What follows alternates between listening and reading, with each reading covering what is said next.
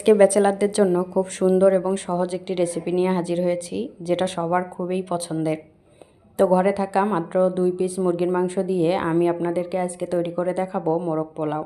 তো তার জন্য প্রথমে সামান্য একটু লবণ, হাফ চা চামচ গোলমরিচের গুঁড়া এবং 1 চা চামচ লেবুর রস দিয়ে মাংসটাকে খুব ভালোভাবে মেখে রেস্টে রেখে দিব কিছু সময়ের জন্য।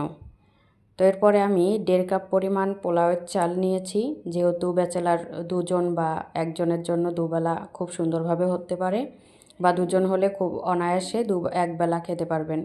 তো এই তো চালটাকে ধুয়ে আমি একটা স্ট্রেনারে দিয়ে পানিটা ঝরিয়ে নেব। তো এ পর্যায়ে আমি চুলাতে চলে গেলাম, যাই এখানে আমি 1/3 কাপ তেল, একটু ঘি দিয়ে তেলটা গরম করে নিয়ে এই যে মুরগির মাংসটা দিয়ে নিলাম। তো এখানে মুরগির মাংসটা ভাজা হয়ে যাক, আমি এই ফাঁকে মোরগ পোলাওয়ের জন্য একটা মশলা রেডি করি। তো এর জন্য জয়ফল 1 টুকরা, স্টার মশলা একটু, জয়ত্রী 1 চা চামচের মতো দিয়ে আমি কিছুটা বাদাম এবং কাঁচামরিচ দিয়ে এটার একটা পেস্ট তৈরি করে নিলাম। বাড়তি কোনো মশলা লাগবে না, এটা হলেই হবে। তো এই যে মাংসটা আমি এবার উল্টিয়ে দিচ্ছি, খুব বেশি না, হালকা করেই ভেজে নিব এপিট ওপিট। ভাজা হয়ে গেলে আমি এটাকে উঠিয়ে রেখে দিব। তো এ পর্যায়ে আমি হাফ কাপ পরিমাণ পেঁয়াজ কুচি তেলের মধ্যে দিয়ে এটাকে নেড়েচেড়ে ভেজে নিচ্ছি। তারপরে দিয়ে দিলাম কিছুটা পরিমাণ গরম মশলা, তেজপাতা, দারুচিনি, এলাচ এবং লবঙ্গ।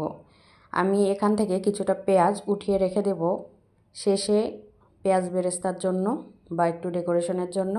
তো এই বাকি পেঁয়াজে আমি হাফ চা চামচ আদা বাটা এবং 1 চা চামচ রসুন বাটা দিয়ে এটাকে মিশিয়ে নিলাম। সামান্য একটু জল দিয়ে এটাকে আমি ভালোভাবে মিশিয়ে নিচ্ছি।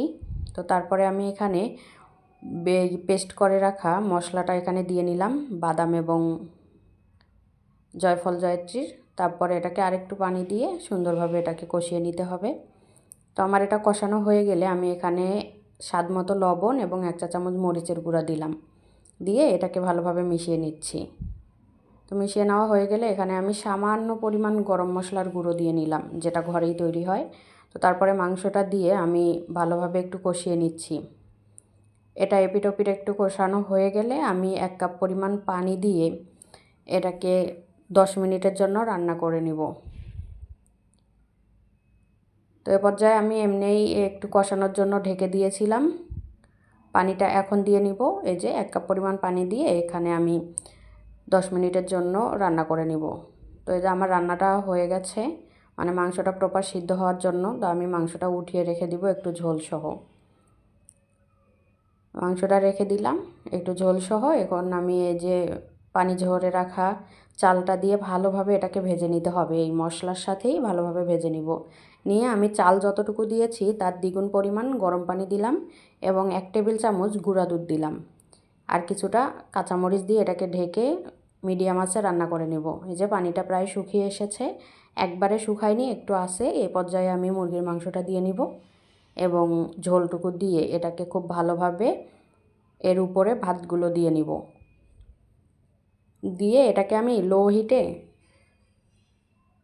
রেখে দিব। তার আগে একটু ঘি দিয়ে নিলাম একটা ভালো ফ্লেভারের জন্য। লো হিটে রান্না করে নিয়েছি আমি, একদম দমে বসিয়ে রেখেছিলাম। তো দেখুন কতটা ঝরঝরে হয়েছে। এ পর্যায়ে আমি কিছুটা পেঁয়াজ বেরেস্তা দিয়ে নিব উপর দিয়ে, দেখতে সৌন্দর্যের জন্য। তো দেখুন আমার রান্নাটা কমপ্লিট। এটা কিন্তু সত্যি খুবই মজার হয়, ঘরে থাকা মাত্র কয়েকটা উপকরণ দিয়ে বানিয়ে নিতে পারবেন। ভিডিওটার সাথে থাকার জন্য ধন্যবাদ।